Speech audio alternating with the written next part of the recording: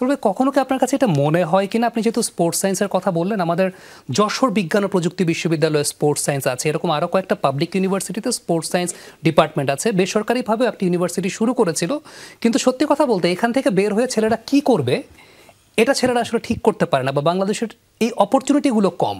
অদূর ভবিষ্যতে কি আমরা এরকম দেখতে পারি যে আমাদের দেশের যারা স্পোর্টস সায়েন্স গ্র্যাজুয়েট আছে তারা বাংলাদেশ ক্রিকেট বোর্ডে কোনোভাবে ইনভলভ হতে পারে কিনা, বা শুধু ক্রিকেট বোর্ড না, অন্য যে কোনো ফেডারেশনও তা ইনভলভ হতে পারে? খুব ভালো একটা কোশ্চেন শুরু করতে পারবে, খুব ভালো কোশ্চেন করেছেন। দেখেন, একটা স্পোর্টস সায়েন্টিস্ট যখন হয়, ধরেন ফিজিক্যাল সায়েন্টিস্ট হয়, মেন্টাল সায়েন্টিস্ট হয়, পারফরমেন্স সায়েন্টিস্ট হয়, পারফরমেন্স অ্যানালিস্ট হয়, তো এরা কিন্তু ধরেন একটা বেসিক পড়াশোনা করে আসে।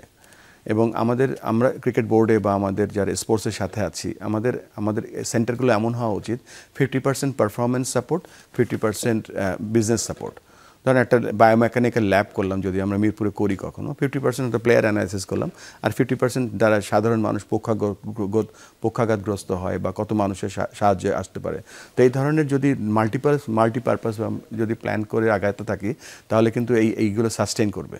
আপনি স্পোর্টস সায়েন্স ল্যাব করেন, সেই ল্যাবটা কিন্তু জানেন চীনে কিন্তু ওদের যে স্পোর্টস ইউনিভার্সিটি আছে 16টা, এবং এই 16টা ইউনিভার্সিটির প্রত্যেকটাতে বিশাল স্পোর্টস সায়েন্স ল্যাব আছে। তো ওই ল্যাবগুলো 50% হচ্ছে স্পোর্টস যারা অলিম্পিক করে তাদের জন্য, আর 50% যে ওই এলাকার মানুষ যারা আছে সমাজে কিভাবে তারা কাজে লাগাবে সেটা কিন্তু ব্যবহার করা হয়। তো আমাদের ওই নীতিটাই ঠিক করা উচিত যে আমরা একটা ল্যাব করব, কেন করব, একটা ইনস্টিটিউট করব, কেন করব। সো কেনটা আমাদের জানা উচিত।